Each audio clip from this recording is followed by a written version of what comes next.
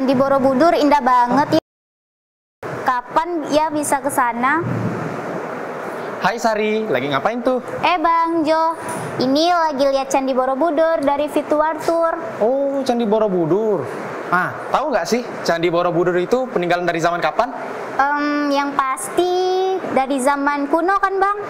Bener, tepatnya dari zaman kerajaan Hindu-Buddha. Mau tahu lebih banyak nggak soal peninggalan kerajaan zaman Hindu-Buddha di Indonesia? Wih, mau dong. Kalau begitu, let's go guys!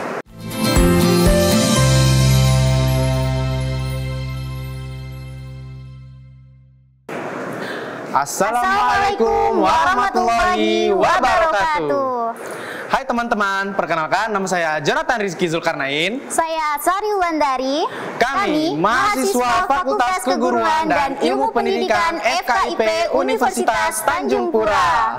Nah, kali ini kita kembali lagi bersama dosen Prodi Pendidikan Sejarah FKIP Universitas Tanjung Pura.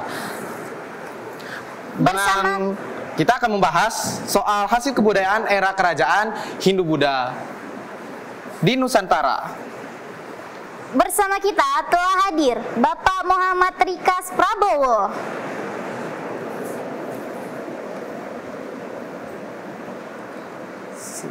Pak.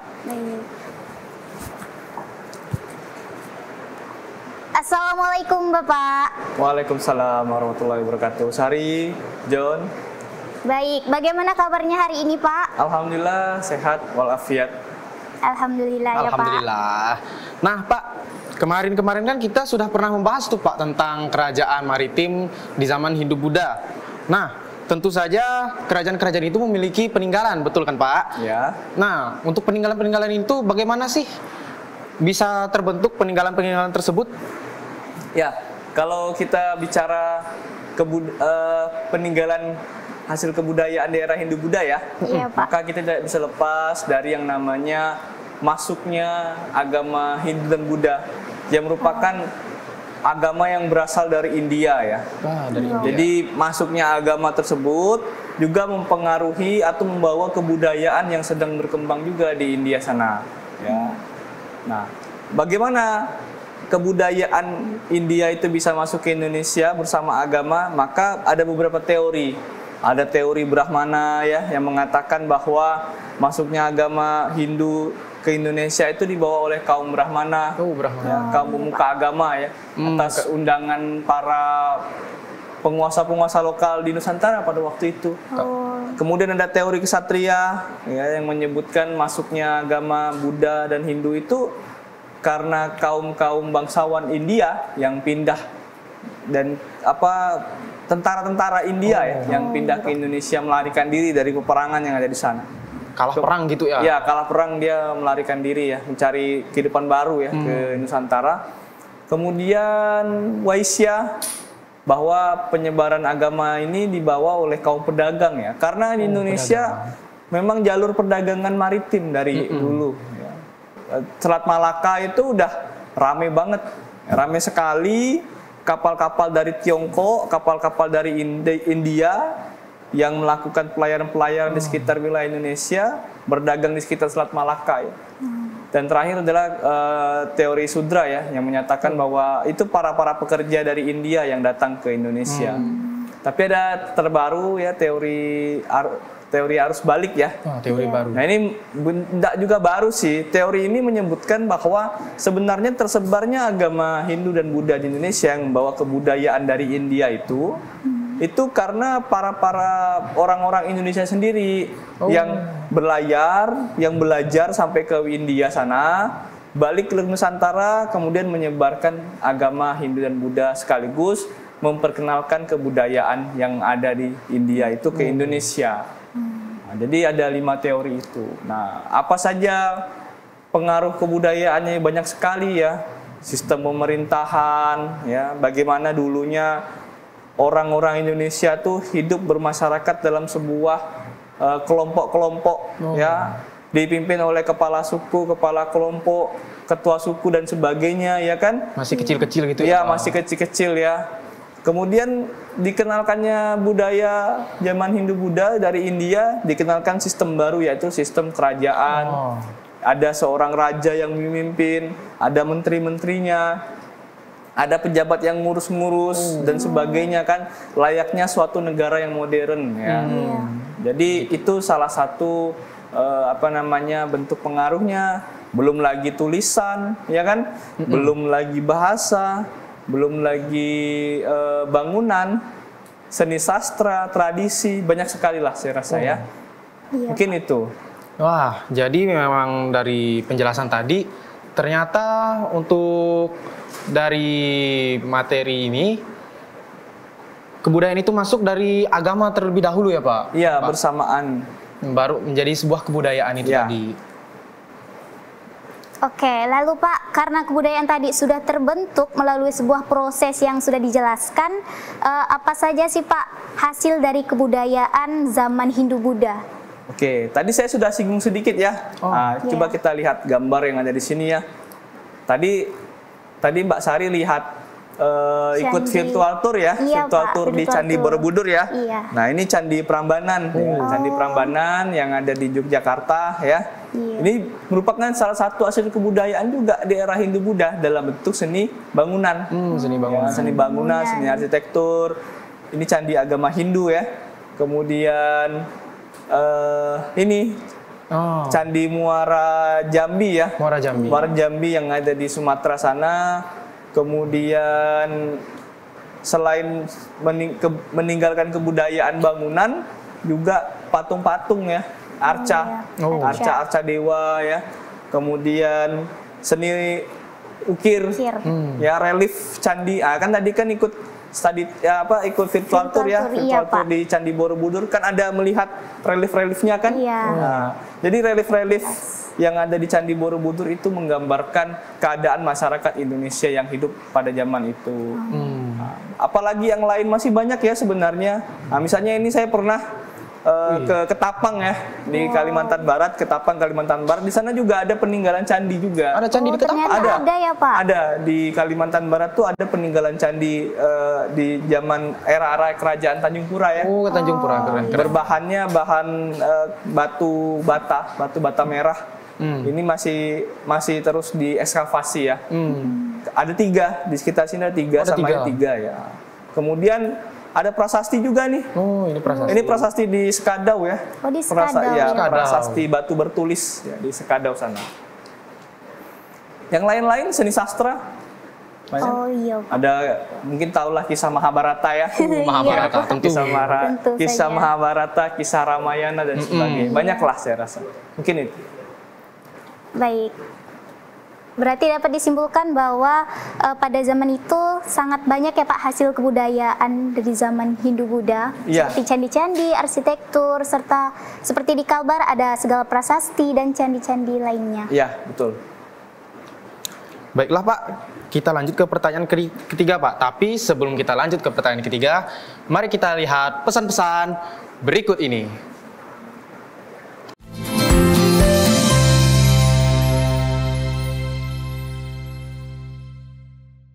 Baiklah, kembali lagi bersama kami di acara Ayo Belajar Sejarah. Nah, setelah pesan-pesan yang sudah disampaikan tadi, kita akan lanjut ke pertanyaan ketiga.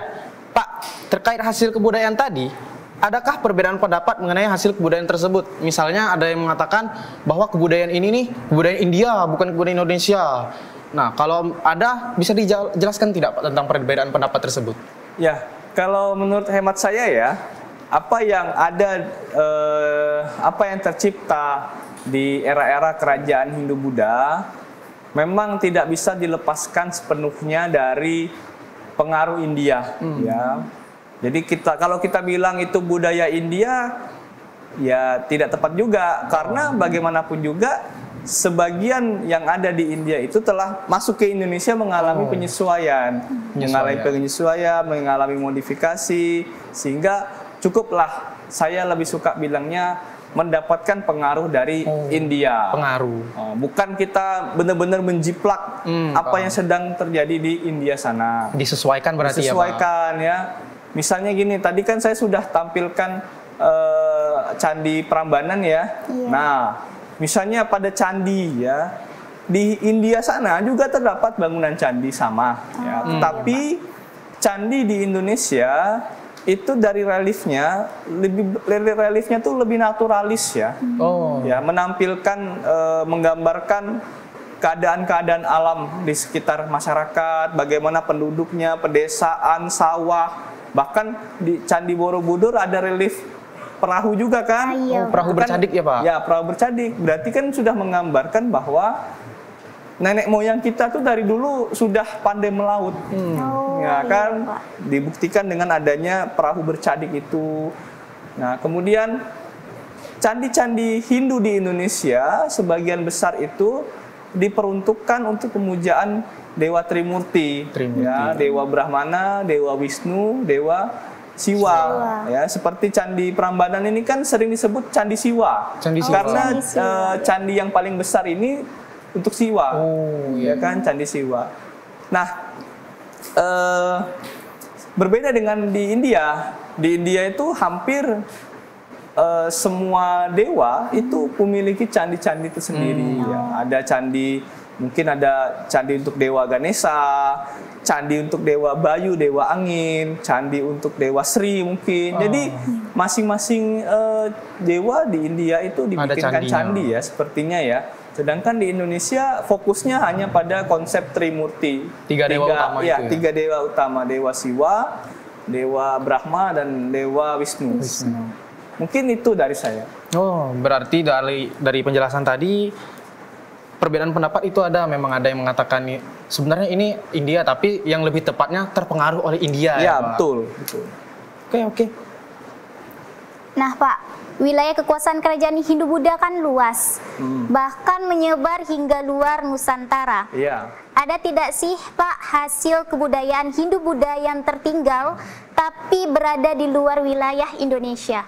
Ada. Jadi karena beberapa kerajaan era ini besar ya, wilayahnya luas ya.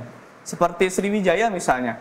Itu kan Sriwijaya itu kan hampir semua semenanjung Melayu itu ya. Semua sekitar semenanjung Malaya itu ya sekarang ya. Jadi wilayah Sriwijaya itu dulu mencakup Singapura, mencakup Malaysia dan Thailand sebagian. Sampai Thailand ya. Jadi ada prasasti-prasasti yang memang ditemukan juga di wilayah situ. Di wilayah Malaysia, di wilayah Singapura tuh mungkin ada ya. Ada ditemukan prasasti sana. Jadi memang karena itu bagian dari sejarah mereka juga. Ya, karena Malaysia itu juga menganggap Sriwijaya itu juga bagian dari sejarahnya. Nah, jadi tadi karena wilayah Sriwijaya itu luas ya, sampai ke Malaysia, sampai ke Singapura, sampai ke wilayah Thailand juga. Jadi tidak menutup kemungkinan memang ada prasasti-prasasti atau peninggalan-peninggalan artefak era itu yang berada di sana. Ya. Tapi tidak kita bawa kembali karena apa? Memang bagian dari sejarah mereka juga ya, Sriwijaya ya. Tapi ada juga artefak-artefak yang berada di Eropa. Kok bisa? Nah itu ya, padahal kan Sriwijaya nggak sampai Eropa gitu kan. Kok bisa? Ya tentu saja karena dibawa oleh bangsa-bangsa Barat. Ya, dibawa oleh bangsa Barat. Misalnya ini ya. Misalnya ini beberapa arca-arca ya, arca Buddha yang justru terdapat di Museum British. Di Inggris sana. Jadi ini arca-arca Buddha yang ditemukan di Sambas ya, tapi disimpan oleh museum di Inggris ya. British Museum Inggris. Dan banyak juga arca-arca, prasasti, artefak-artefak lainnya yang tersimpan di Belanda. Ya, kenapa bisa sampai sana ya? Karena dibawa sama penjajah. Dibawa dulu kan Belanda jajah kita ya. Betul, dibawa sama mereka, diteliti di sana, kemudian disimpan di sana, dan sampai sekarang masih ada yang belum dikembalikan ke pemerintah Indonesia ya. Jadi menjadi PR pemerintah untuk mengembalikan kekayaan, mengembalikan aset-aset milik kita, dikembalikan lagi biar kita yang ngurus saja. Ya, betul, harus itu. Pak. Ya. Baik, berarti dapat disimpulkan ya Pak bahwa hasil dari kebudayaan Hindu-Buddha itu hingga sekarang ini masih ada. Masih. Seperti halnya candi-candi, arsitektur, dan artefak lainnya Ya, gitu ya betul, Pak. Betul. Baik. Terakhir nih Pak pertanyaannya. saya ini sering mendengar ada penggabungan antara budaya Hindu-Buddha dengan kebudayaan Islam. Nah, itu sendiri disebut fenomenanya sebagai apa, Pak? Yaitu namanya akulturasi ya. Akulturasi. Jadi percampuran kebudayaan ya, antara budaya sebelumnya dengan kebudayaan yang baru itu ya. Jadi akulturasi ini salah satu cara agar budaya yang baru masuk itu dapat survive. Ya, dapat survive dengan cara menyesuaikan, melakukan penyesuaian, melakukan modifikasi sehingga budaya yang baru bisa survive ya. Jadi kita tahu sendiri bahwa era Hindu-Buddha itu era yang cukup lama ya dalam sejarah bangsa kita ya. Dari abad ke-5 sampai 15 ya, 10 abad lah kurang lebih ya. 10 abad bukan waktu yang sebentar ya, kan. Lama Jadi juga ya ternyata, tahun Pak. ya, jadi wajar kalau era-era Hindu-Buddha tuh sudah begitu mendarah daging di masyarakat kita. Pasti membekas kan? Ya, membekas sekali. Bahkan kemudian saat Islam masuk, ini tentu menjadi suatu tantangan kan.